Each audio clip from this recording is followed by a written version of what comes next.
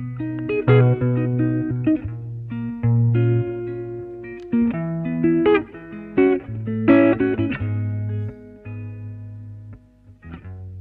continuidade aos diálogos históricos de Bagé, projeto do Arquivo Público Municipal, sob a coordenação da Bruna Aires, nós temos hoje como convidado o professor Dr. Clementino Machado Molina, muito conhecido em todo o município de Bagé, inclusive no plano estadual, e que hoje nos dá o prazer da sua visita. E eu iniciaria perguntando, professor Molina, exatamente porque estes arquivos ficarão para todos sempre aqui no Arquivo Público e nem todos têm a lembrança do início dos seus primeiros estudos, se foram feitos em Bagé, enfim, seu estudo superior, quais as faculdades que o senhor cursou. Então gostaríamos de fazer esse pequeno retrospecto inicial. Bom, doutor Cláudio, em primeiro lugar dizer que sou bagense, que nasci na parte mais tradicional da nossa cidade, junto à nossa catedral, onde a 7 de setembro fica estreita, aquela primeira quadra ali, número 418, residência que até hoje é minha, porque herdei de meu pai, e que nasci no dia 4 de dezembro de 42, dizia minha mãe, às 9 horas da manhã, naquele mesmo local, na época em que não se ia para o hospital, e sim era através da parteira. Conhecida, que tão conhecida essa palavra, né, que a gente vinha à luz, digamos assim, que as pessoas nasciam. Foi ali que eu nasci, me criei naquele local, na Praça da Catedral, e quando menino tomando muitos banhos na panela do Candal. A panela do Candal foi o meu chão e de muitos meninos. Tomou banho mesmo, na lá porque existia aquela lenda, né, de que se tomava banho lá, não é lenda, na verdade é fato histórico. É fato, existia uma pedra bem no local denominado Panela do Candal, onde a gente se atirava, ali a gente mergulhava e 30, 40, 50 meninos todas as tardes iam para ali tomar banho. Na real, o arroio, o riacho, o rio, ele era mais caudaloso naquela época, que não ocorre agora. Agora ele perdeu muito a sua força. Mas os meus primeiros estudos...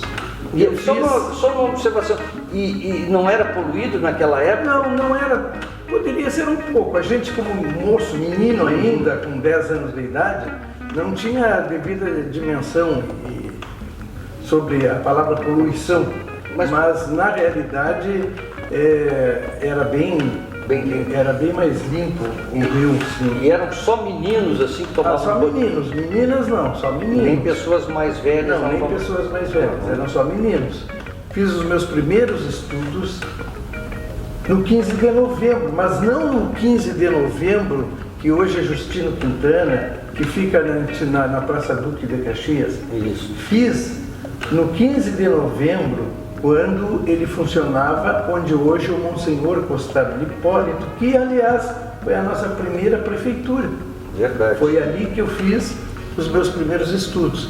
Ali funcionou a nossa primeira prefeitura, que se confundia com o Conselho Municipal, que de Piratini vinha o juiz para fazer os seus julgamentos, enfim, eles funcionavam praticamente os três poderes, como o nosso historiador, o Dr. Cláudio sabe. Conselho Municipal, que hoje seria a Câmara de Vereadores, e que eram, o nosso historiador pode dizer melhor, três pessoas que faziam às vezes de executivo, legislativo e administravam a nossa cidade. Verdade. Ali era o colégio 15 de novembro, com essa denominação, 15 de novembro, era um colégio estadual. Aí houve uma luta muito grande no sentido, quando o doutor Justino Quintana era secretário de Educação do então governador Leonel Brizola, se fez uma grande campanha para que se construísse uma grande escola para o 15 de novembro. Foi quando foi construído onde atualmente é a Escola Justino Quintana e recebeu o seu nome exatamente porque ele que construiu aquela escola Depois, mais tarde, bem mais tarde, o ginásio coberto da escola foi construído por mim quando eu era delegado de educação, terminado por mim, porque quando eu cheguei na delegacia havia apenas um esboço, um esqueleto do ginásio e eu concluí o ginásio. Ali fez o que? O ensino primário, na época chamado primário, ginasial? Ali eu fiz naquela época o ensino primário, eram 5 anos, primeiro, segundo, terceiro, quarto e quinto ano. Depois eu fui estudar, tirar o ginásio, naquela época se chamava ginásio, no Colégio Nossa Senhora Auxiliadora. Interessante um aspecto que eu vou falar agora,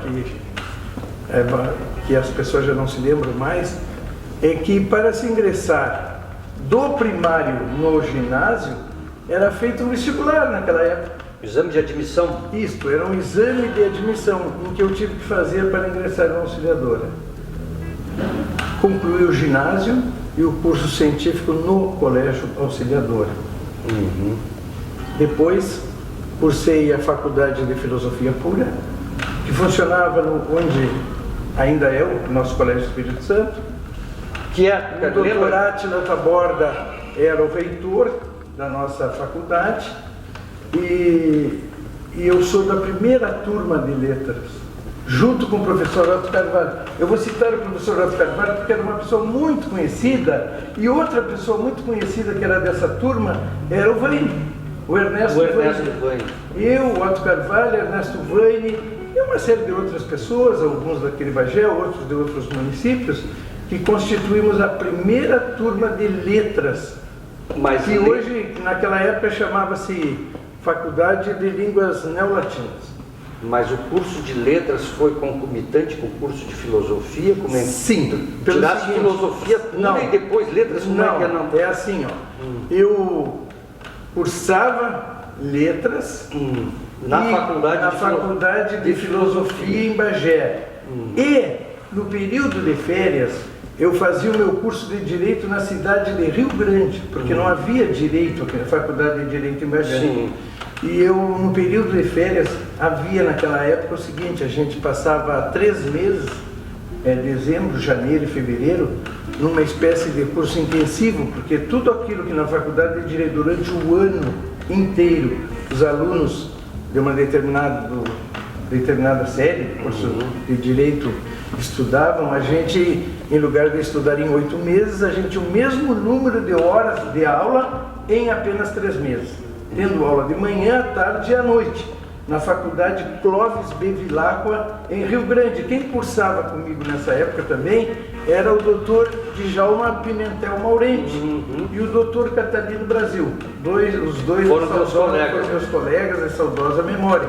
Nós íamos e ficávamos todo o verão, como a gente costuma, a estação do verão, ficávamos lá cursando Direito. Eu fiz 3 anos. Depois eles continuaram, e eu tive que desistir, porque eu fui convidado na época para ser delegado de educação, no governo Perag Barcelos. Já dava as aulas, então? Sim, porque é o seguinte... Mas só um detalhe, professor, voltando ao curso de letras. Eu sei, qual é o detalhe?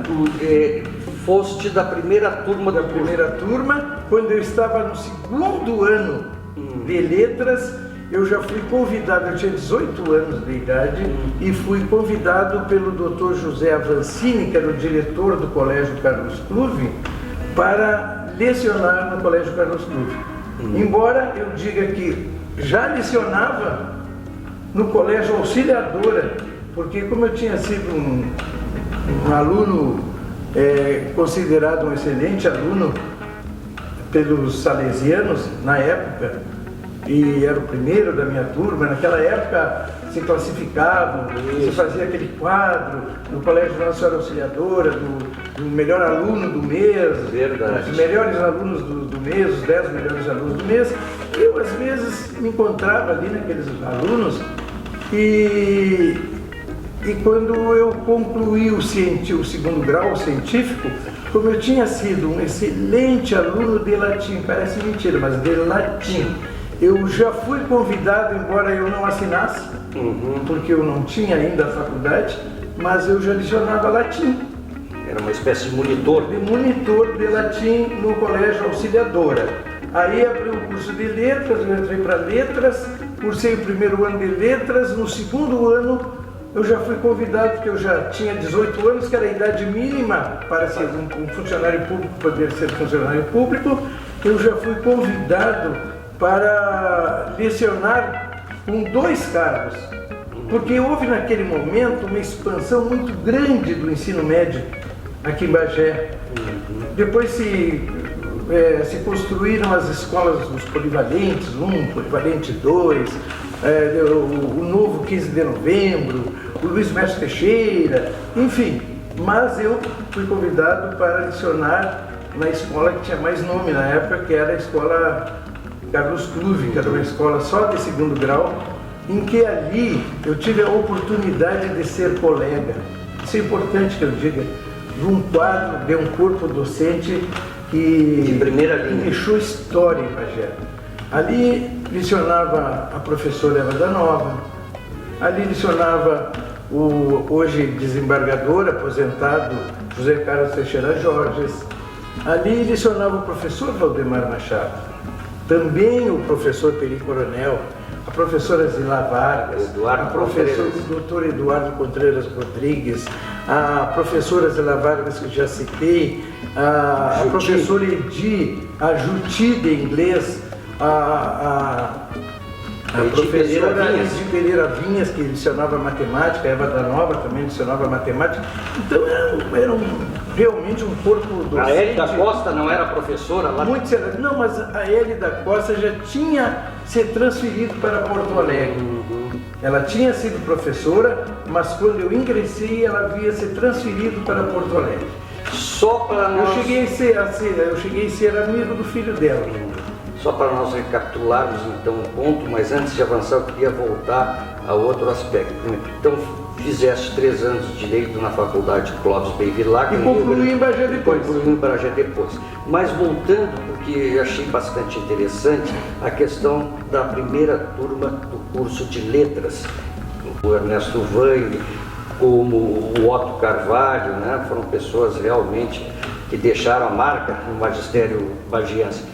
Mas essa primeira turma da Faculdade de Letras. E antes dessa turma tinha o que cursos ali no... Tinha Pedagogia, Filosofia Pura. Eram os 2 principais cursos. Aí foi criado o curso de Letras. Eu estava cursando Filosofia Pura, mas como para se trabalhar com Filosofia Pura, embora seja um curso belíssimo, talvez o curso...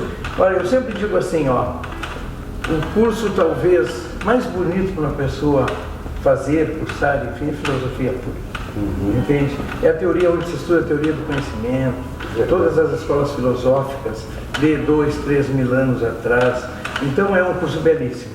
Mas eu tive que abandonar para cursar letras, quando iniciou letras, porque com essa expansão do ensino médio, ficou fácil para eu entrar no mercado de trabalho, conforme eu já citei antes. Claro. E me diz uma coisa, professor. E cursei 3 anos de Filosofia Pura. Mas não na primeira turma? Não cheguei a me formar, não era da primeira turma, mas não cheguei a me formar. Lembra quem criou essa faculdade? Como é que iniciou? Foi o doutor Átila Taborda que iniciou um grande movimento em Bagé. No Centro Católico, seria ali no Centro Católico, a origem estaria no Centro Católico. No Colégio das Freiras. Sim, não, mas no Colégio das Freiras... No Colégio Espírito Santo. Perfeito, no Colégio Espírito Santo. Tentar tirar ou reconstruir uma dúvida histórica, onde poderia o professor colaborar. Porque, de fato, as aulas eram ali, mas a reitoria, digamos assim, o lugar onde o doutor Átila trabalhava, era pegado à igreja, à direita, pegado à igreja do Espírito Santo, a capela do Espírito Santo, à direita. Era ali que funcionava tudo, a secretaria das faculdades, dos cursos da faculdade, dos cursos, o doutor Átila também trabalhava ali, eu sempre ia ali. Não, porque existe uma corrente histórica dentro de Bagé que sempre acredita a criação do curso superior, do ensino superior em Bagé, ao padre Ângelo Vizentim. o Ângelo Vicentim, que era a pessoa que realmente teria levado adiante essa ideia que era bastante antiga de trazer um ensino superior para Bagé, que depois, posteriormente, teve no Antenor Gonçalves Pereira a grande locomotiva. Mas aí, o vereador Antenor Gonçalves Pereira, ele é posterior, está mais vinculado, não, à Faculdade de Economia, que funcionou muito tempo onde é hoje, onde sempre foi o Silveira Martins. Perfeito. A Faculdade de Economia, inclusive, ela é anterior à Faculdade de Filosofia. Voltando e falando no Padre Ângelo, realmente naquela época o Padre Ângelo foi um grande incentivador. Agora dizer, eram os dois, o Padre Ângelo e o Dr. Átila Taborda. Dizer de quem partiu a ideia, eu diria que a ideia partiu do povo de Bagé, que tanto queria uma faculdade em Bagé, curso superior em Bagé. Agora, realmente, o Padre Ângelo, ele foi um grande incentivador. Quando eu falei em centro católico naquele momento, vou tentar trazer a memória, não seria o lugar onde aconteceram as aulas, essa sem dúvida nenhuma foi no Colégio Espírito Santo. Centro católico, porque historicamente também se comenta de que havia duas forças opostas aqui em Bagé em matéria de ensino superior. Uma formada justamente dentro do Centro Católico, que ficava naquela esquina do Silveira Martins com a Ismael Soares. Ali era um centro, um local onde os católicos, as pessoas de fé... Qual é o local? Na esquina da General Osório com a Ismael Soares, com a Melanie Grêmio, melhor dizendo, que ali se divide. Então, ali, inclusive, ali foi onde que aconteceu a primeira exposição histórica e geográfica organizada por Tarcísio Taborda em 1955, que vai depois resultar na criação... Doutor Cláudio, sobre esse assunto, realmente eu era muito jovem. Menino, né? Muito menino, eu não saberia falar. Porque nesta época, eu deveria ter 13, 14, 15 anos. Então eu não tinha ainda uma participação comunitária, eu não saberia falar sobre isso. Porque a outra força opositora seria justamente através da Associação Comercial Industrial, a CIBA, que apoiava muito a Faculdade de Economia. Então havia esses dois polos. Mas são dois movimentos isso que eu me lembro.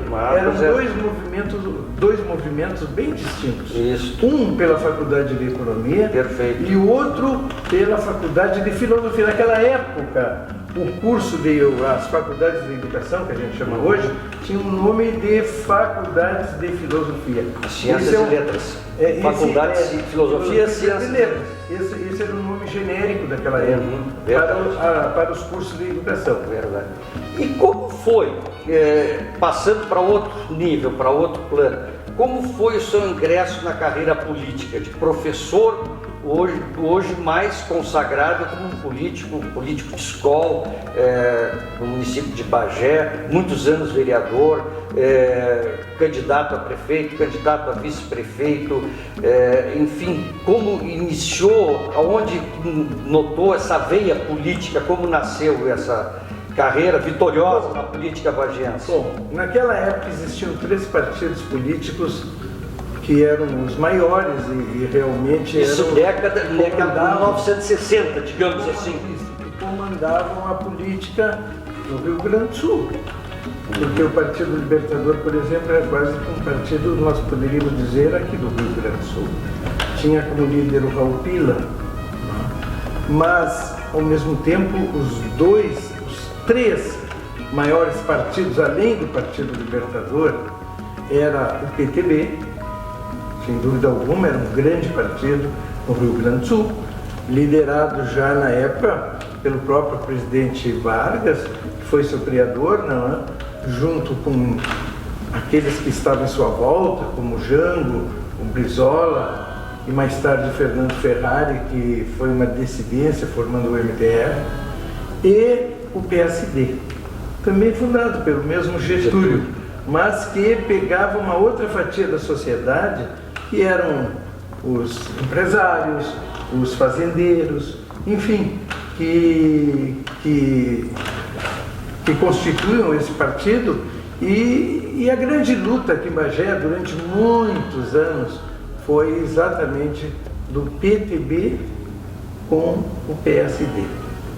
Sendo que normalmente o partido... A UDN não entrava aí. Ele entrava aí, mas a UDN tinha dificuldade porque o PL tinha o mesmo tipo de eleitor da UDN.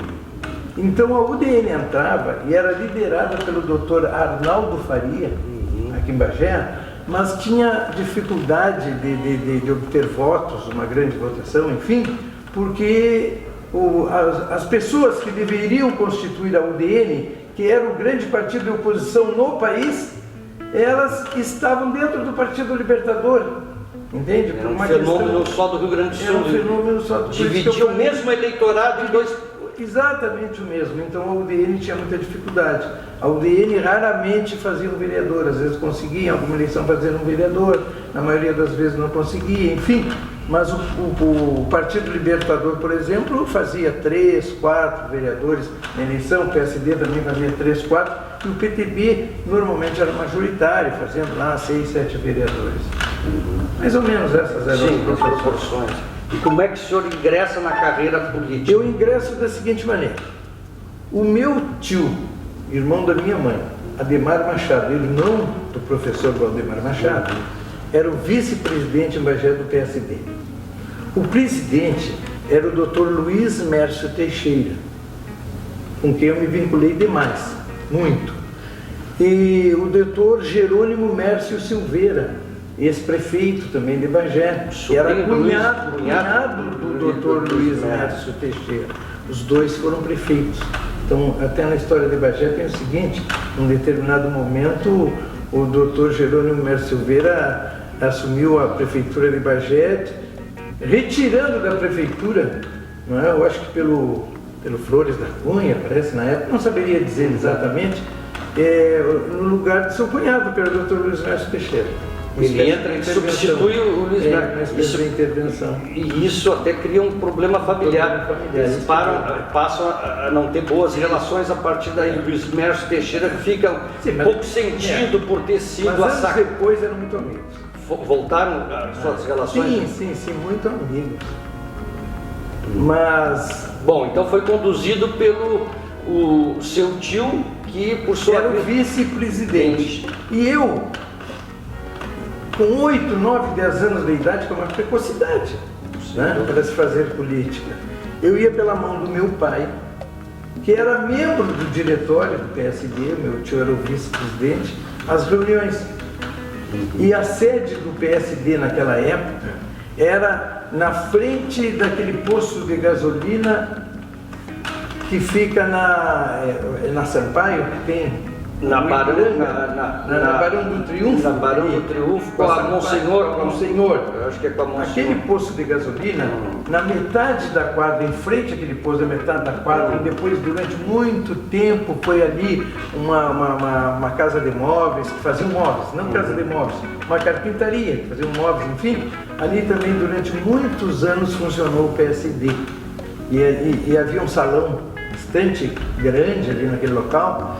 E eu depois, lá mais tarde, eu assumi a presidência da juventude do PSD, mas isso lá, digamos, com 16, 17 anos, e eu e uma moçada toda, meus amigos e pessoas que iam lá, filhos de outros companheiros, eu me lembro que junto com o seu Zoroastro Lamotte, que foi vereador há alguns anos, que é pai do Dagoberto Lamotte, que é médico, que tinha uma vidraçaria na 7 de setembro, a vidraçaria Lamotte, perto do antigo clube recreativo. A fábrica de da farmácia Confiança. Da farmácia Confiança, era quase pegada a farmácia Confiança. E a Casa América. Que era uma revista Casa de Móveis, era uma carpintaria. Não é Wolf, não? Não é Wolf. A Casa Wolf de Móveis funcionou onde hoje são as lojas Colombo. Está. Durante muitos anos. Tá certo.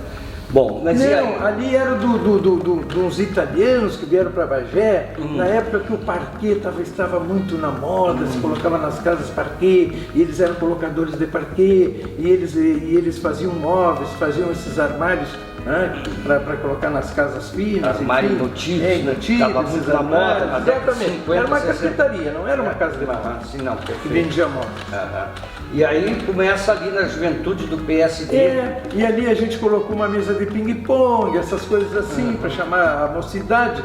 E o vereador, depois vereador Zoroastro Lamotte, ele era, pelo partido, encarregado de fazer naquela época as pichações que a gente fazia nas ruas, assim, nas calçadas, enfim, durante o período eleitoral permitido.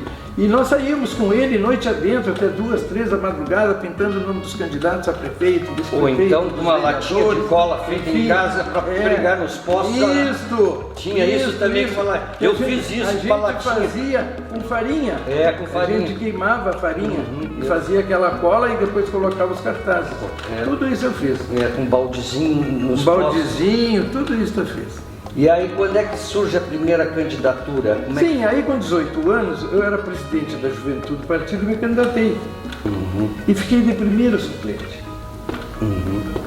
Mais tarde veio a Revolução de 64. Isso anterior, essa condição da primeira candidatura? Anterior, é o PSD. É o PSD anterior. Eu era presidente da juventude do PSD. Surge a Revolução 64 e esses partidos terminam. Sim, isso. E as câmaras de vereadores não fecharam com a Revolução de 64, fechou o Congresso Nacional em determinado período, os atos institucionais, isso aí é da história. Bom, e aí o que aconteceu? Assumiu o presidente Castelo Branco e os mandatos de vereador, as câmaras não fecharam, mas os mandatos ficaram gratuitos, os vereadores não recebiam mais.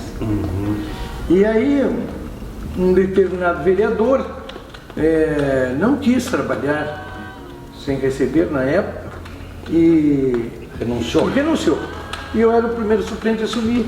Cheguei a assumir um ano e depois, ao mesmo tempo, eu já era o delegado de educação no governo Perac Barcelos. Walter Perac Barcelos. Que tinha como chefe da Casa Civil o Dr. João Dentes, de quem eu fiquei muito amigo durante muitos anos.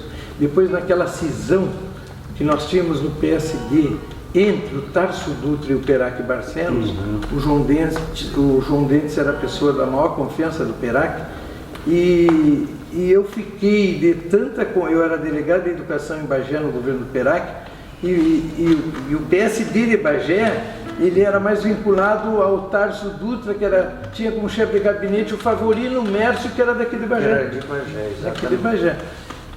Mas eu não fiquei nesse grupo. Eu fiquei no grupo do Perac e me vinculei muito ao Dr. João Dentes e entrava naquela época na Casa Civil do Palácio por qualquer porta. Inclusive ele queria certa feita que fosse candidato a deputado estadual e eu até seria, mas depois desisti. Foi a eleição em que o Marquesan e o Faccioni concorreram pela primeira vez a deputado estadual e se elegeram. E naquela época eu, na condição de delegado de educação de muitas cidades, e tendo Luiz Médio Teixeira aqui em Bagé, e o Polivalente 1, Polivalente 2, só não inaugurei, mas já em construção também. Encaminhou. E enfim, pelo meu trabalho na delegacia, naquela época o delegado de educação tinha uma projeção política bem maior do que tem hoje, mas muito maior do que tem hoje. Era uma autoridade no sentido lápis estrito. Mas como se dá esse alavancamento? Eu acho que naquela época, eu já era vereador e eu tinha feito como delegado de educação, a primeira vez eu fiquei o primeiro suplente. Na segunda eleição, eu já era delegado de educação. Foi quando eu fiz, junto com o Dr. Matias Naigstein, ele pelo MDB, era MDB, não era PMDB, ele pelo MDB. E eu, na época pela Arena, a maior votação da história da cidade de Bagé até aquele momento. Sim, eu fiz 10% dos votos de todos os eleitores de Bagé. E não perdi para vereador em nenhuma sessão eleitoral, nem do centro, nem de nenhum bairro e de nenhum distrito. Eu fiz realmente uma magnífica votação. e o doutor João Dentes queria que eu fosse candidato, e eu, na realidade, depois desisti, né, abrindo para que o professor Camilo Moreira fizesse uma coligação com o doutor Jaime Tavares, que era do PSD, para a federal, e o professor Camilo Moreira para estadual. Nesta eleição, o professor Camilo Moreira era prefeito, eu tenho impressão, de Bagé. Não sei se a minha memória não está muito boa, mas tenho a impressão que ele renunciou para ser candidato a deputado estadual. Mas aí já é 69, já é 79, eu acho, por aí, quando o Camilo denuncia, né? Ele foi o primeiro prefeito pela Arena, o José Wilson Barcelos, resumindo o que eu estava dizendo, eu não fui candidato para que pudesse sair esta coligação branca, digamos assim, do PSD com o PL. O PSD colocando o candidato a deputado federal, que foi o Dr. Jaime Tavares, eu era do PSD, por conseguinte abri mão, e o Camilo Moreira, que era vereador, fosse candidato a deputado estadual, que não se elegeu. Mais tarde, ele se elegeu em outra eleição, posterior. Mas como se deve-se então ao João Dentes essa sua rápida ascensão de um vereador suplente para delegado de educação? Não, o que se aplicou? Não se deve. Se deve ao seguinte: quem indicava os cargos de confiança da cidade era como o coronel Perac, era o governador e era do PSD, era o diretório local do partido que indicava. O presidente era o Dr. Luiz Mércio Teixeira e foi ele que me indicou para o Dr. João Dentes. Foi quando eu conheci o Dr. João Dentes. E aí eu fui convidado, aceitei, e me lembro que eu tinha uma idade, não tenra idade, digamos assim, como delegado de educação, que a professora Colorinda Sordi ela era chefe do departamento de educação primária da Secretaria de Educação. Quando eu me apresentei para ser o delegado em Bagé, ela me perguntou: o senhor vai ser oficial de gabinete do secretário? Porque normalmente as pessoas jovens assim, era aquela gurizada que trabalhava no gabinete do secretário, enfim. Eu disse: não, vou ser delegado de educação em Bagé. Ela ficou admirada pela minha idade. Mas eu tinha sido uma indicação, fui, acho que foi bom o delegado. Eu construí muitas escolas aqui na região, muitas escolas, principalmente em Dom Pedrito. A rede escolar de Dom Pedrito era uma rede que não oferecia as melhores condições, as escolas, condições físicas. E eu naquela época, consegui um Plano Nacional de Educação, que era a professora Comparse, de quem eu fiquei muito amigo também, que funcionava junto.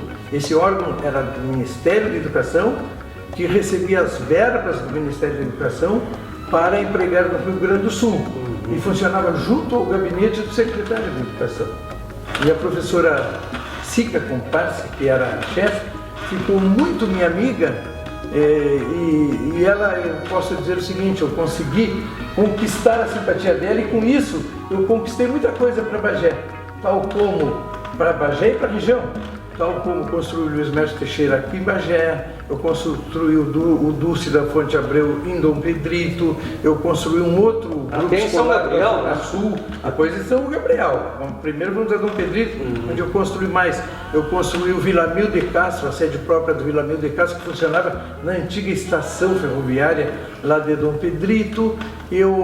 Enfim, depois em Caçapava também, em Lavras, eu construí escolas, ou aumentei escolas, eu construí ginásios cobertos. Lá no Fernando Abbott, eu concluí o ginásio coberto do Fernando Abbott. Aqui, o 15 de novembro, como eu já citei, eu concluí o ginásio coberto do 15 de novembro. Enfim. Me diga uma coisa, professor, que já que o senhor... Naquela época, as coisas funcionavam diferentes. Eu me lembro que naquela época a delegacia dava 6.000 bolsas de estudo nas escolas particulares. Nós contratávamos, na época, 600 professores para a rede escolar. Tinha muitos contratos. Né? Me diga uma coisa, professor, como o senhor tangenciou e falou nessa troca de partidos,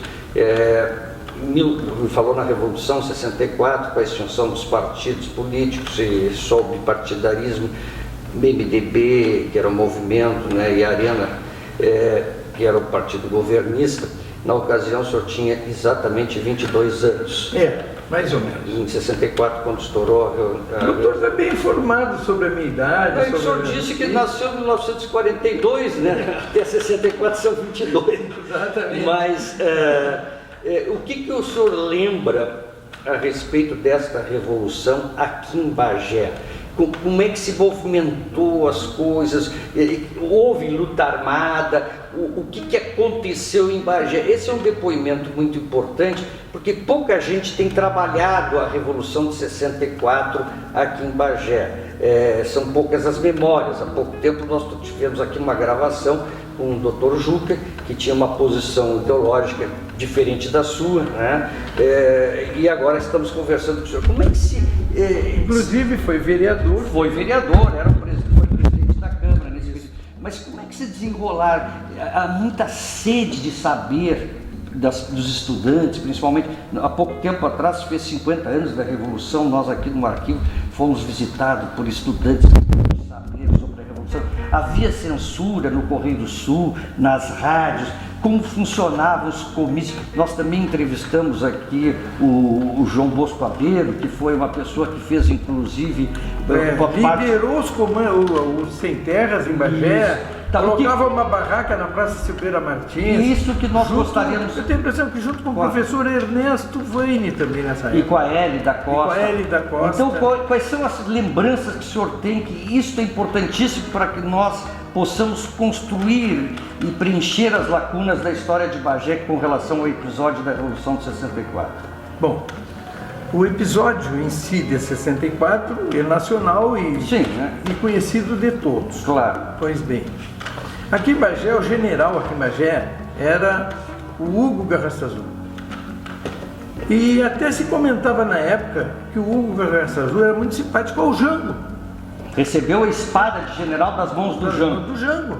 Ele nem estaria aderindo muito à Revolução de 64, mas que os sargentos e os oficiais aqui em Bagé, que eram simpáticos, teriam o colocado, digamos, contra a parede, não sei se seria, para que ele aderisse, e ele acabou aderindo. Pois bem, ocorre que eu, sinceramente, não é porque eu fui vereador, líder da Arena muitos anos depois, tudo isso, mas eu não senti em Bagé, como no interior do estado, essa pressão que se costuma dizer. Eu ouvia algumas vezes se comentar o seguinte: fulano foi chamado no quartel-general para prestar depoimento. Fulano foi chamado lá também para prestar depoimento. Isso antes ou depois da Revolução? Depois da Revolução. Depois. Mas começando um pouco antes, porque se ouve falar de memória oral, história oral, se ouve falar que às vésperas de março de 64, aí na Praça da Matriz, em várias praças, iam caminhões para lá, e o Abeiro e outros tantos faziam comícios. Naquele período anterior, em 61, período da legalidade, aconteceram muitos discursos nesse sentido. E aí, de 61 até 64, eu tenho a impressão que no país permaneceu um espírito meio beligerante, que culminou com a Revolução de 64. A classe dominante do país nunca aceitou muito o governo do Jango, não é? Primeiro foi o Tancredo, primeiro-ministro, depois foi o Hermes Lima, o primeiro Hermes Lima, depois o Tancredo, primeiro-ministro do Jango. E o Jango estava muito vinculado aos sindicatos, a esse movimento do sindicalista, que não era bem visto nem pelas classes dominantes e nem pelos militares. Mas aqui localmente, quem é que fazia parte dos sindicatos? Quem é que movimentava os sindicatos? Aqui havia esse movimento? Os ferroviários? Havia. Os ferroviários eram muito fortes. Quem eram as lideranças? Lembra de quem eram as lideranças? Não lembro muito. Mas dos ferroviários naquela época, nós tínhamos o vereador Yolando Machado, mas que o vereador Yolando Machado não era de se envolver nesse tipo de assunto, entende? Mas ele era vereador pelos ferroviários. Nós tínhamos Telemaco Colares também, naquela época, mas não eram vereadores assim... Não havia aquela virulência política. Não, em absoluto. Eram vereadores bem tranquilos, sem problema nenhum. Não lembra de ter havido derramamento de sangue? Não houve nenhum. Tanto é que a história, eu tenho a impressão que não conta que tenha alguém morrido nesse período, ou tenha sido maltratado assim a ponto de ser torturado. Por isso que eu digo, no interior, a gente não ficou sabendo, a gente sabia assim, ó, que as pessoas eram chamadas para prestar depoimento, talvez fizessem até processos, abrissem inquéritos, enfim. Mas que daí tivesse acontecido alguma coisa, da pessoa ficar 10 anos na cadeia, não tem. Eu tenho a impressão que o nosso historiador também não tem conhecimento, né? Não, que alguém tem um famoso processo, aquele de 60 e poucas pessoas, que foi o Justino, que foi o Paulo Passos, que foi o Juca, foi o Abeiro. Mas ninguém foi... Eu, pelo menos, não tenho conhecimento que alguém tenha sido torturado. Não, torturado não. Eu não tenho conhecimento que alguém tenha ficado alguns anos na cadeia por esse motivo. Meses sim. Nada dele. Meses sim. O próprio Paulo Passos, o próprio João Abeiro. O João Abeiro ficou preso, inclusive fugiu, né, para o Uruguai. Sim, mas não muito tempo. Não muito tempo. Então, no interior as coisas não foram assim tão violentas. Tão radicais, né? Tão radicais, não foram. E na própria Câmara de Vereadores, que eu era vereador, durante todo o período que eu estive lá, logicamente que os vereadores da oposição, eu me lembro do Yolando Maurente e tantos outros, iam para a tribuna, que falavam muito mal da Revolução, que falavam muito mal dos militares, enfim, mas ficava no âmbito da Câmara de Vereadores. O Yolando Maurente nunca foi chamado no quartel-general para prestar nenhum depoimento. Se ele tivesse sido, ele me diria que ele era o líder do MDB, eu era o líder da Arena, eu passava noite e dia com ele dentro da Câmara de Vereadores, assim que...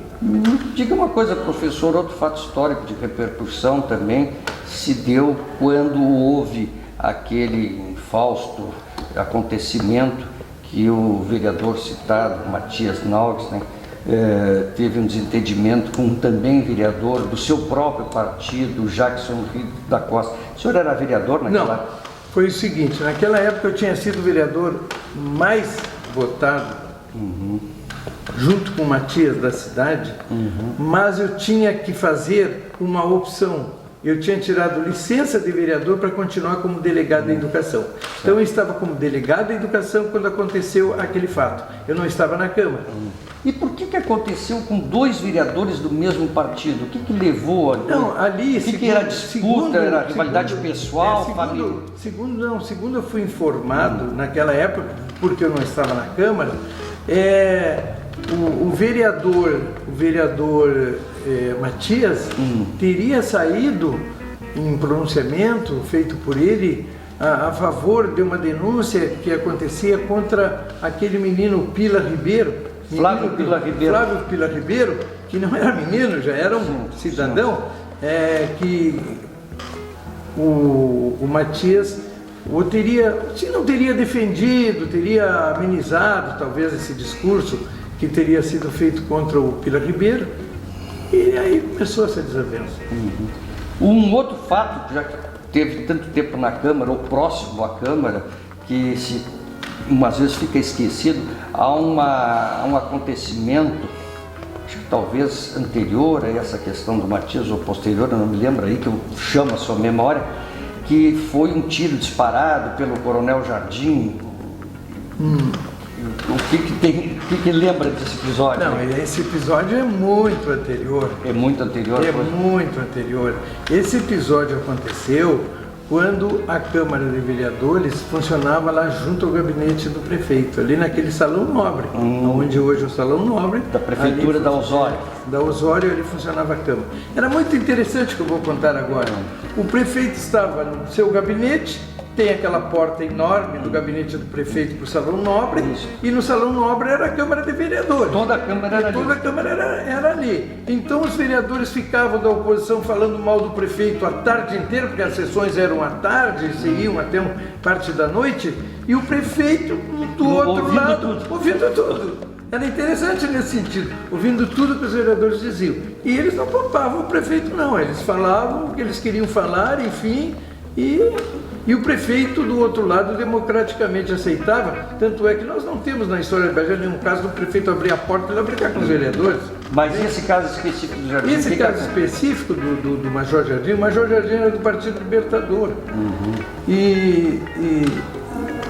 Mas foi mais assim no debate político, não é? Ele estaria falando, fazendo um discurso, e um vereador da oposição teria dado uma parte para ele, e parece-se conta o seguinte, que ele teria dito que seria capaz de dar um tiro naquele vereador, e que o vereador teria dito para ele o seguinte: não, eu não tenho medo de revólver, não, eu tenho medo das pessoas que falam bem, da palavra. E ele então, não, mas eu vou dar, enfim, teria dado. Isso é o que se conta. Mas não acertou. Bem assim. Não acertou. Não acertou. Eu tenho impressão, não me lembro, mas eu tenho impressão até que naquela época tinha um vereador que era de Rio Grande, vereador aqui, Walter Almeida. Almeida Costa. Almeida é uma coisa assim. Depois a esposa dele foi vereadora também. Isso. Mas nesta época eu não era ainda vereador. Foi logo depois que eu fui vereador, foi no outro mandato que eu me candidatei e fiquei de suplente. Entendi. Entendeu? Entendi. Fatos pitorescos da Câmara. Também tem um outro episódio de chegar ao esforço físico, que parece que foi com o vereador Deibler, Luiz Carlos Deibler, e do Yolando Machado também houve, o Yolando Maurante. Houve um fato, os dois também do mesmo partido. Do mesmo partido, isso. Mas se desentenderam. Porque em plenário. Às vezes alguém está a favor de uma tese, outro está mas chegaram às vezes de fato também, né? Teriam. Mas foi, eu acho que no início, não chegou mesmo. Mas é do seu tempo também, né? É do meu tempo, este fato é do meu tempo. Algum outro fato pitoresco da Câmara de Vereadores que não sejam esses embates que levam ao esforço físico? Que recorde? Não que eu recorde, não. Eu recordo de fatos assim pitorescos, mas que são irrelevantes. Mas eu acho que às vezes a gente também tem que fazer justiça. Eu me lembro que uma vez o vereador Valentim Cassalha, ele foi muito ridicularizado até no Brasil inteiro, porque disseram que ele queria colocar a pena de morte. Que aprovou o projeto. Aprovou o projeto da pena de morte. Na realidade, não foi isso que o vereador fez. Vamos fazer justiça aí. Naquela época havia um movimento no Brasil a favor da pena de morte, sim, que era aquele deputado federal, o Neto, o Amaral Neto, do Rio de Janeiro, que liderava. E o que ele entrou foi com uma proposição muito justa, pedindo para que a Câmara de Vereadores, junto à Câmara dos Deputados, desse apoio à tese da pena de morte. Qualquer vereador poderia fazer. E desvirtuaram totalmente, dizendo que ele queria colocar sozinho a pena de morte em Bagé, foi muito ridicularizado. Então agora estou fazendo justiça ao vereador Valentim Cassalha, porque na realidade a imprensa deturpou muito aquela notícia. Na verdade houve uma proposição que passou na calada da noite, foi aprovada naquela prova, ela faz a leitura. No sentido de que a Câmara de Bagé se manifestasse junto à Câmara dos Deputados apoiando o projeto do Amaral Neto, ponto, foi isso, nada mais. Nada mais que isso, tá certo. Me diga uma coisa, professor, e aí depois disso tudo, o senhor se candidatou a prefeito já ao final da sua carreira política, como é que foi? Não, eu candidatei primeiro a vice-prefeito. A vice-prefeito na chapa de Luiz Calil. Eu fui candidato e nós perdemos a eleição por 800 votos. Não muito, quer dizer, 800 corresponde a 400. 400 saíram de um lado para o outro, empata, né? Não empata. E perdemos essa eleição para o Vargas e a Marília. Mas foi uma eleição por 2 anos apenas. O mandato era por 2 anos. Eu era vereador, continuei de vereador. Aí eu passei para a oposição ao governo do Vargas. Foi a oposição do governo do Vargas. Foi o governo do Vargas, perdemos a eleição, a população me colocou na oposição. Por que o senhor recebeu esse apelido de Ravengard de Bagé? Foi o seguinte, no governo Luiz Calil, eu fui o secretário de administração. Tinha terminado o governo do Dr. Vargas. E ocorreu o seguinte... Esclarecendo só para os nossos ouvintes e telespectadores. O senhor concorreu com o Luiz Calil, vice do Luiz Calil, ele perde a eleição para o Vargas é prefeito. Na sua sucessão, o Luiz Calil volta como candidato e tendo como vice o Carlos Azambuja. E aí eu fui convidado pelo doutor Luiz Calil para ser seu secretário de administração. Chegamos na prefeitura com uma máquina tão inchada que era impossível pagar folha de pagamento. Porque o prefeito que tinha deixado o cargo e que entregou o doutor Luiz Calil, ele, 2 meses antes, havia colocado 400, 500 professores na prefeitura, empregado. E era impossível pagar. E nós tivemos que, naquela época, no início do governo, dar uma espécie assim, de choque na folha de pagamento, e demitimos os funcionários, esses professores que tinham sido colocados um mês antes. Ao apagar das luzes. Ao apagar das luzes, entende? Uma coisa que nem as aulas estavam funcionando, uma coisa meio sem cabimento. E tiramos os professores. E daí, tinha um vereador, naquela época passava uma novela em que existia um ator que representava, que fazia muitas maldades. Que era o Ravengar. E naquela época o vereador Gasso, que era vereador, me apelidou num discurso que fez lá na Câmara por este fato, tocou a mim como secretário de administração ter que demitir esses professores, né? Para mim foi extremamente doloroso, ninguém gosta de tomar uma atitude assim, né? Mas daí me apelidaram de Ravengar.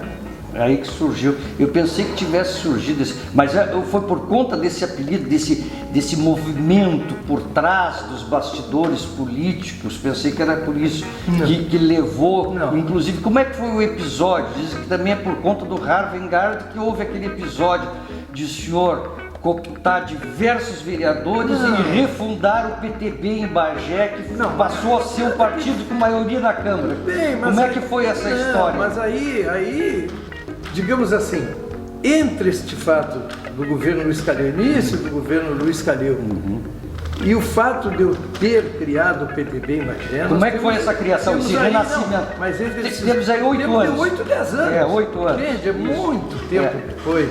Pois bem, como foi... Mas já gozava a fama de Ravengard, de grande estrategista político de Bagé. Todo mundo dizia, mas eu não sou esse estrategista que dizem, não. Mas sempre as pessoas falavam, talvez porque eu, como líder da Arena, que fui durante os meus 32 anos de vereador, eu fui líder da Arena uns 15 anos, e eu com minoria, inclusive, muitas vezes na Câmara. Não eram essas maiorias agora que o governo tem, né? Claro. De 15-2, coisa assim, não.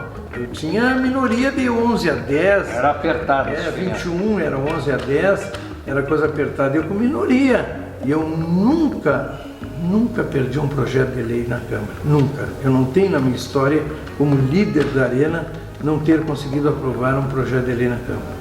Que espetáculo, é um galardão, né?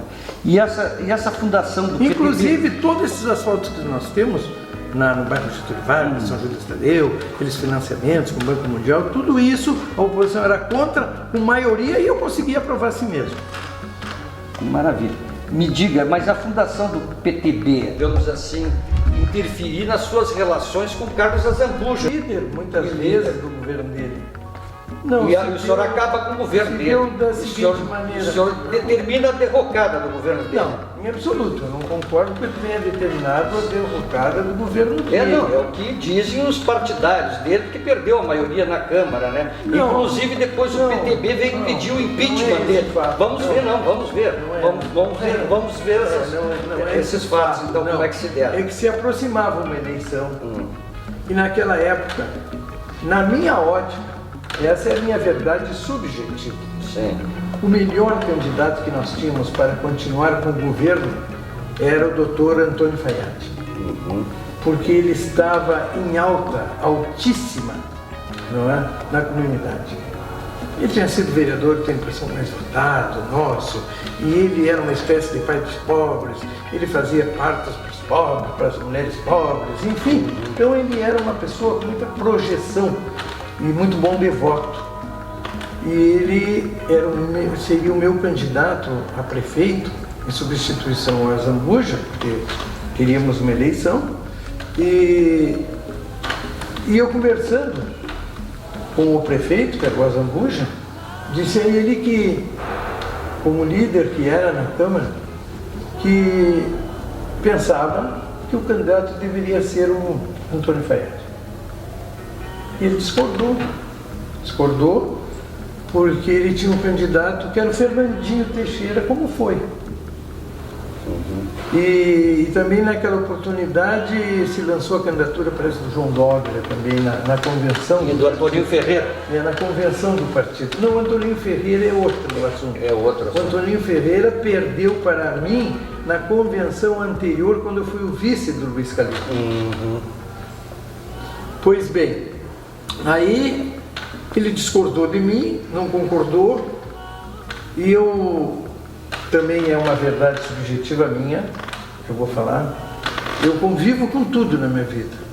Eu só não convivo quando eu me conscientizo que existe uma espécie, que eu não diria de burrice, mas uma teimosia que vai ao infinito, entende? E que as pessoas está todo mundo vendo que quem ganha é o fulano, e eu vou insistir com quem não ganha. Pois bem, aí houve uma desarmonia.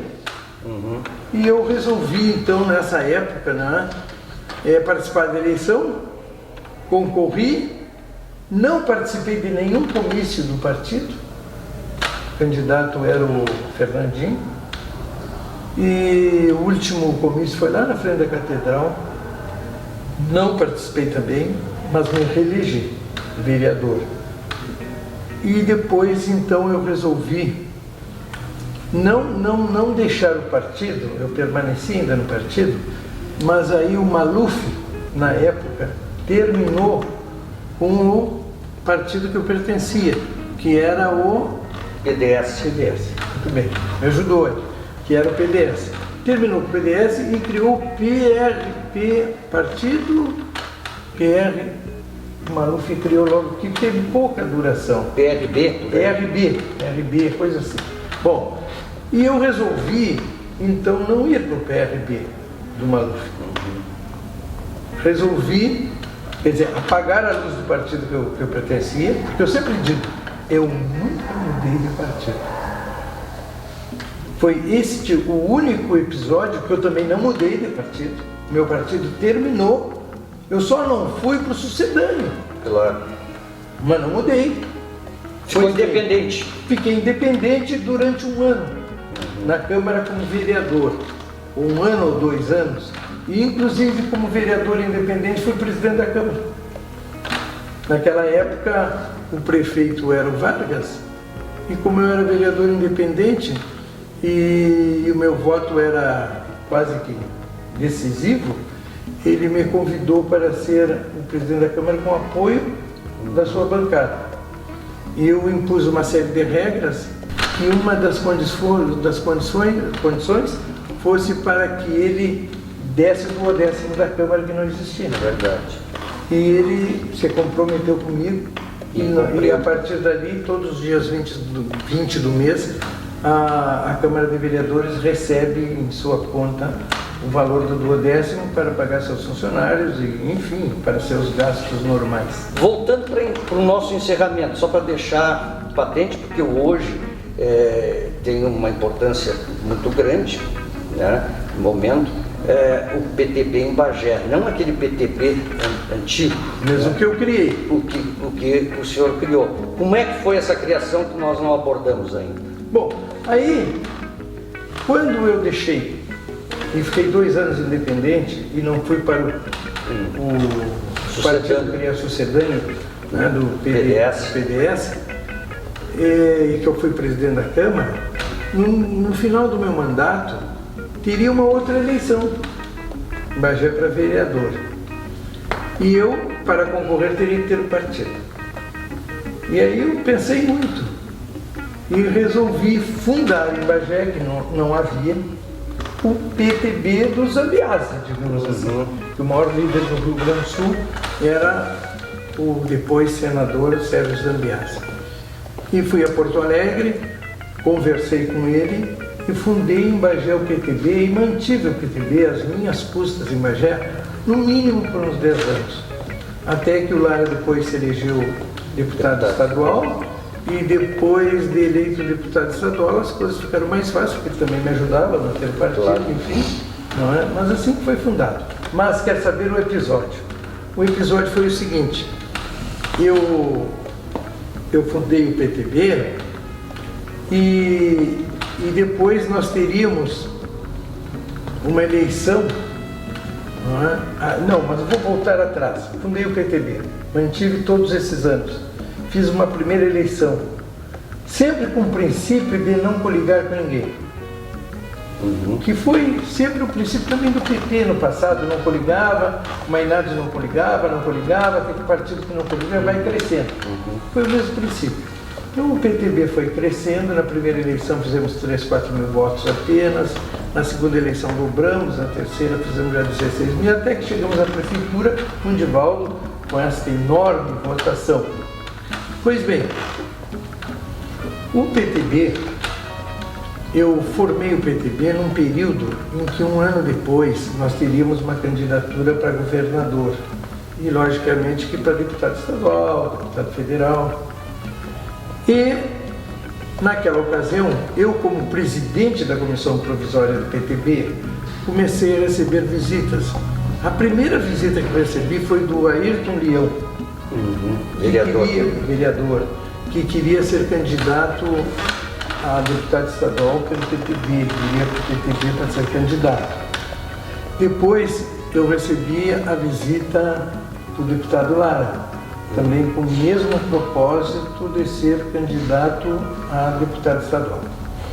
Confesso que uns 2, 3 meses antes, eu tinha recebido a executiva do partido às 11 horas da noite na minha casa, em que o secretário-geral do partido era o Marlói, uma pessoa desconhecida aqui em Bagé, em que ele teria ido à minha casa para me convidar, porque eu não tinha sido reeleito vereador, porque eu tinha formado o partido às vésperas da eleição e coloquei e encontrei e consegui filiar 100, 150 pessoas, e entre essas pessoas não havia liderança. Então os candidatos fizeram 50 votos, 100 votos, 70 votos, enfim, somados aos meus, eu fui o mais votado, é óbvio, não conseguimos fazer o quociente eleitoral, alcançar uma cadeira, e estes votos foram entregues ao PP na época, que elegeram o Antoninho Ferreira, vereador. Muito bem. Então eu fiquei sem mandato, mas era o presidente do partido. E aí o Marlói veio a Bagé, eu tinha sido mais votado, que estava constituindo a chapa, me convidar para ser deputado estadual. Eu disse a ele que não seria candidato, não tinha essa pretensão, mas me comprometi da seguinte maneira, depois de muita insistência, era 1h da madrugada, me comprometi com ele da seguinte forma: se eu não encontrar um candidato, eu serei, mas eu vou encontrar um candidato. Foi quando eu recebi o Ayrton, depois eu recebi o Lara, e fiz a opção pelo Lara, e fui com o Lara a Porto Alegre, e aí transformamos o Lara no nosso candidato, e eu fiz toda a eleição dele junto com ele na região, uma eleição muito difícil, porque o PTB não existia em quase nenhuma cidade, a gente chegava em Erval, por exemplo, existia no Erval, mas não existia em Pedras Altas, a gente tinha que abrir lá uma garagem, empregar algumas meninas para fazer campanha, enfim, e conseguimos na época fazer 16 mil votos, 12 mil em Bagé, 4 mil fora, com muita dificuldade financeira também. Eu e o Lara, cada um mais ou menos gastou a metade dos valores, os valores foram só nossos, ninguém colaborou conosco, e como o Zambiase fez 350 mil votos, o Lara com 16 mil se elegeu pela primeira vez. Até em Porto Alegre, quando nós chegamos, o Manfroy, que não é o Marlói, que era o chefe de gabinete do Zambiase, nos disse: olha, com honestidade, nós não contávamos com a sua eleição. Bela história. Porque achavam que... Difícil, muito difícil, nessa zona onde não existia o partido, a gente conseguir fazer um deputado. E daí toda uma história já do PTB com Lara, que conseguimos que o Lara chegasse para concluir, que conseguimos que o Lara chegasse até a presidência do partido no Rio Grande do Sul e agora na presidência da Assembleia. Talvez... Foi um processo muito vitorioso esse. Não, perfeito. Realmente encerrando, mas só para deixar mais claro ao público, talvez eu, de forma errônea, tenha feito um juízo errôneo quando afirmei que o senhor teria criado o partido, inclusive em função disso contribuído para a derrocada do governo Carlos Azambuja como prefeito na sua última participação. Por que eu fiz esta colocação talvez errônea? Porque me traz a lembrança esse episódio da criação PTB, que o senhor ilustrou, mas não esqueceu de mencionar que ali cooptou, e por isso fez uma bancada forte, 3 vereadores, que foram Luiz Felipe Vaz Alves, o médico Lima, não me lembro do primeiro nome dele, o médico, como é? Ivan Lima, e mais o Nasser. Foram 3. E o Bolão depois. E o Luiz Augusto Lara. Sim, foi. Ele fez a maior bancada de não ter nenhum vereador. Porque eu não tinha conseguido os votos necessários. Sim, o meu partido, eu tinha sido mais votado para fazer um vereador. Mas não conseguiu pelo coeficiente. E aí, em poucos meses, que não levou um ano, consegue fazer uma bancada de 5, 6 vereadores, passa a ter inclusive a presidência. Com o Felipe, a presidência da Câmara, PTB. E aí que vem esse episódio, né? Porque há nesse momento aquela questão da privatização do DAERP. Recorda? Sim, recordo. Mas é depois, é muito depois. Não, mas é nessa legislatura. Não, é nessa, mas muito depois. Sim, mas era o presidente, o Felipe. E aí há aquele processo de cassação dele, Carlos Azambuja, do prefeito. Mas desse nós tivemos pouca participação. Pois é, como é que faz? Nenhuma. É o seguinte, em primeiro lugar, eu fui visitado pelo Lara e pelo Felipe junto, na época, na minha casa, para que eu desse a candidatura do partido, me comprometesse por Lara, conforme eu já falei. Sim. Aí fui com eles a Porto Alegre, aí garantimos a candidatura deles, aí eles passaram para o partido. Aí depois, através de uma coordenação deles comigo, nós conseguimos que viessem mais vereadores. E fizemos na minha chácara uma reunião à meia-noite, em que veio o secretário-geral do partido, que era ainda o Marlói, a Bagé, e nessa oportunidade estes vereadores aderiram ao nosso partido e nós ficamos com a maior bancada, e mais tarde veio o Bolão. Ficamos com a maior bancada e elegemos o Felipe presidente da Câmara. Inclusive eu fui como eu não era vereador, o Felipe me convidou para ser o diretor-geral da Câmara. E quem muito me apoiou para aceitar esse cargo, por incrível que pareça, um vereador que não era do meu partido, que era da oposição, foi o Dr. Fico, que eu tenho a maior estima por ele. E eu fui diretor-geral da Câmara 1 ano, com o Felipe. E aí foi quando nós candidatamos o Lara, nesse ano, a deputado, e ele se elegeu deputado. Essa é a história. E o senhor seria, naquela ocasião, a favor da privatização do DAERP? Não, esse é um outro assunto. Sim. Eu era chefe do gabinete do deputado Lara, e a CINI, que a cidade de Bagé não conhece, mas que era a segunda pessoa no nosso gabinete, que tinha trabalhado com o deputado Azambuja em Porto Alegre e depois em Brasília, que tinha trabalhado com o deputado Odilon de Canguçu, que tinha trabalhado com o Otomar enfim, com todos os deputados dessa região do PP, digamos assim, né, com o Otomar Viviane, enfim, era uma pessoa muito conhecida no PP, mas que eu tinha indicado o nome dela para ser a segunda pessoa do nosso gabinete ao deputado Lara. Pois bem, ela, que tinha muita amizade com o então deputado Carlos Azambuja, um dia nos disse que o deputado havia telefonado para que queria uma conversa com o deputado Lara e comigo, a respeito exatamente de uma possível venda do DAERP, que ele dependeria do voto do vereador Luiz Felipe, que seria um voto de Minerva, talvez, para a aprovação da venda do DAEB naquela oportunidade. E aí nós fomos para um almoço com ele no Hotel Everest, no restaurante do Hotel Everest, em que ele fez uma exposição que achava que era melhor para a cidade, e nós simplesmente discordamos.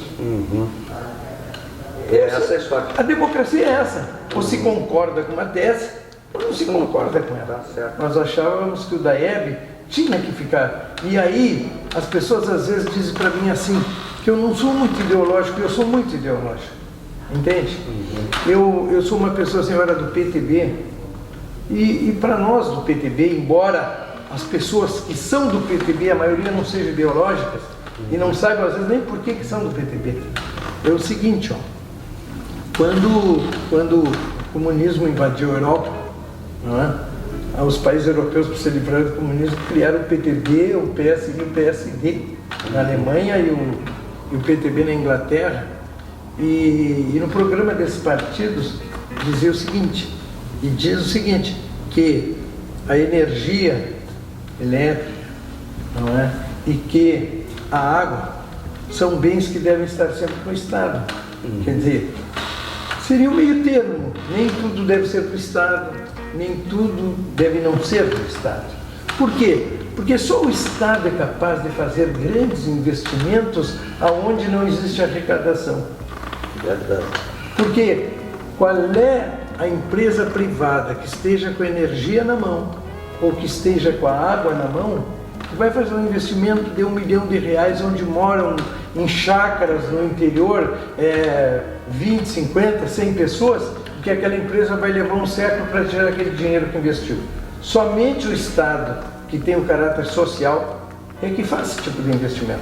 Então, por esse motivo. Então, eu pensava e o Lara também, que o DAEB deveria, por esse motivo, ficar com a prefeitura.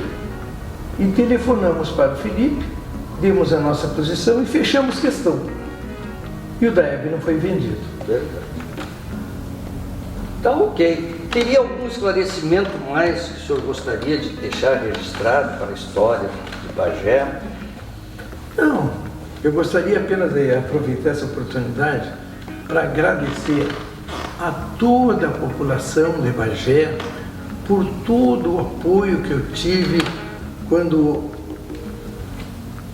me concedeu, quando era homem público, porque hoje eu já estou numa idade, né, que eu já estou saindo da vida pública. Mas como eu fui 32 anos vereador, e como tive outros cargos na administração pública, e sempre eu fui muito apoiado em minhas teses pela comunidade, eu gostaria de deixar o meu agradecimento a cada bagense que tenha votado em mim durante a minha história política ou não. Mas eu gostaria de deixar esse meu muito obrigado a todos. E agora, de forma especial, ao nosso grande historiador, o Dr. Cláudio, que me proporciona que eu me dirija à cidade, a seus habitantes, para agradecer a todos eles pelo apoio que sempre me deram. Nós temos a agradecer ao professor Clementino Molina, um homem que, na sua modéstia, não quis fazer o registro, mas mais de 30 anos na política e durante todo esse tempo sempre respeitando os seus colegas, respeitando o público de Bagé, tanto que não fez nenhum inimigo em toda a sua carreira política, é verdade ou não? Realmente eu acho que eu não tenho inimigos mesmo, mas eu queria apenas corrigir o seguinte, não são 30 anos como vereador, mas depois eu fui 14 anos chefe de gabinete do Lara na Assembleia, enfim... Meio século.